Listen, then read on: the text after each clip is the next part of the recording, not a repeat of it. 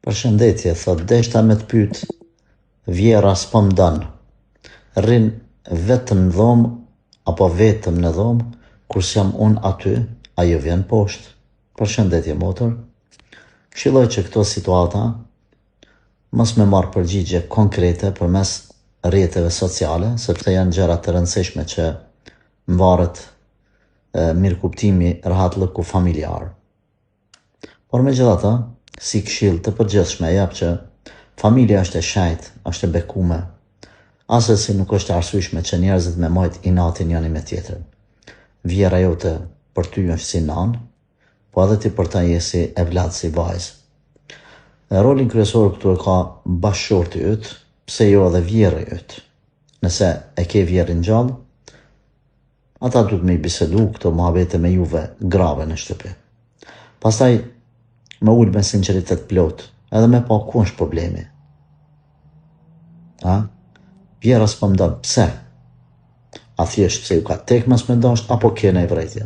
Me e gjithë problemi.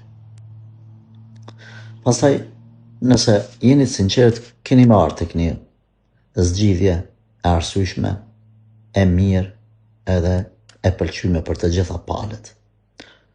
E rëndësishme është që Allahu me qenë i kënaqur me juve, mos e ndani Zotin, pastaj ju me qenë të kënaqur me zvete, këtë arrini duke ullë, duke bisedu, duke i zgjidhur problemet. Nëse vjerrit edhe burrit e shohin që s'ka alternativë dhe zgjidhje tjetër, ndoshta për mos mu bo ma madhe, ban ju me dalë në një shtëpi t'juaj ose në një banesë, vjera me net, me një shtëpi ose banesë tjetër. Por kjo është alternativa ndoshta e fundit. Ase si burri mos më të lëshu ty, për shkak të një keq kuptimi me vjerën,